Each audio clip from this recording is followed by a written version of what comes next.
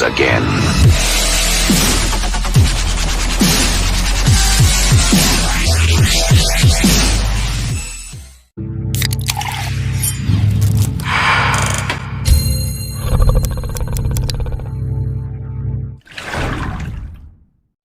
Hai, perkenalkan nama saya Sylvia Rahmadani dari kelas 03 PIE 01 akan menjelaskan tentang konsep pendidikan IPS di SD. Nah, ilmu pengetahuan sosial atau sering kita sebut dengan IPS adalah suatu bahan kajian yang terpadu yang merupakan penyederhanaan, adaptasi, seleksi, dan modifikasi yang diorganisasikan dari konsep-konsep dan keterampilan sejarah, geografi, sosiologi, antropologi, dan ekonomi. Secara mendasar, pengajaran IPS berkenan dengan kehidupan manusia yang melibatkan segala tingkah laku dan kebutuhannya. Nah, simpulannya, pendidikan IPS adalah disiplin-disiplin ilmu sosial ataupun integrasi dari berbagai cabang ilmu sosial seperti sosiologi, sejarah, geografi, ekonomi, dan antropologi yang mempelajari masalah-masalah sosial. Tujuan pendidikan IPS di SD yaitu untuk mengembangkan potensi peserta didik agar peka terhadap masalah sosial yang terjadi di masyarakat, memiliki sikap mental positif terhadap perbaikan segala ketimpangan yang terjadi, dan terampil mengatasi setiap masalah yang terjadi sehari-hari baik yang menimpa dirinya sendiri maupun yang menimpa masyarakat. Nah, dalam kurikulum tingkat satuan pendidikan KTSP 2006 tercantum bahwa tujuan IPS adalah 1. Mengenal konsep-konsep yang berkaitan dengan kehidupan masyarakat di lingkungannya.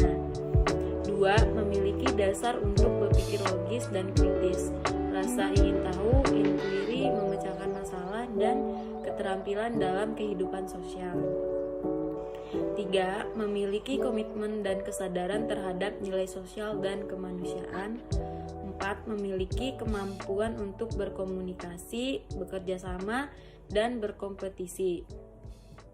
Nah, tujuan khusus pengajaran IPS di sekolah adalah yaitu memberikan kepada siswa pengetahuan tentang pengalaman manusia dalam kehidupan bermasyarakat, menolong siswa untuk mengembangkan keterampilan atau skill untuk mencari dan mengolah informasi,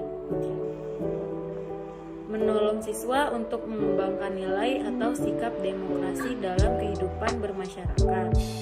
Tujuan selanjutnya adalah menyediakan kesempatan kepada siswa untuk mengambil bagian atau berperan serta dalam bermasyarakat. Untuk merealisasikan tujuan ini, maka proses pembelajaran IPS tidak hanya menekankan pada aspek pengetahuan atau kognitif dan keterampilan fisik motor saja, melainkan meliputi juga aspek akhlak atau afektif dalam menghayati serta menyadari kehidupan yang penuh dengan masalah, tantangan, hambatan, dan persaingan.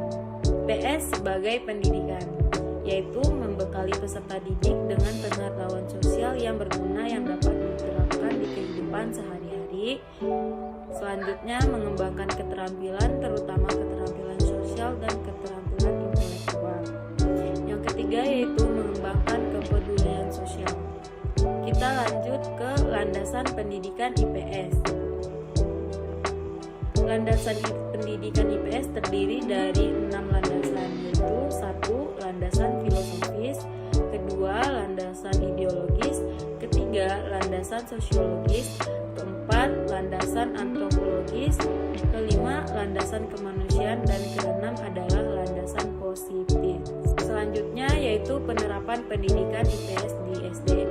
Pembelajaran IPS, implementasi pendidikan IPS di SD, tujuan dari pendidikan IPS. Pembelajaran IPS, guru berlatar belakangan pendidikan IPS. Penerapan konsep pembelajaran perlu memperhatikan pembelajaran IPS, tingkat kedewasaan, kematangan, tingkat kompetensi, dan pengalaman guru, sehingga tujuan dari pembelajaran apapun itu akan tercapai.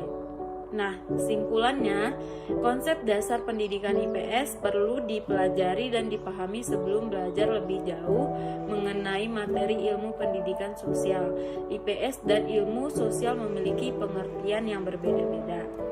Nah, pendidikan IPS di SD memiliki tujuan, fungsi, dan karakteristik dalam proses pembelajarannya, yaitu untuk menjadikan siswa sebagai warga negara yang baik. Selain itu, penerapan pendidikan IPS di SD juga mampu menjadikan output pendidikan IPS peka terhadap masalah dan mampu memberikan solusi penyelesaian